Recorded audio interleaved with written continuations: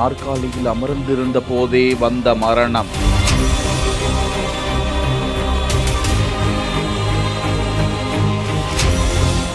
ஒரு வயது இளைஞருக்கு மாரடைப்பா? மயங்கிச் சரிந்த இளைஞர், அதிர்ச்சி அடைந்த சக ஊழியர்கள்.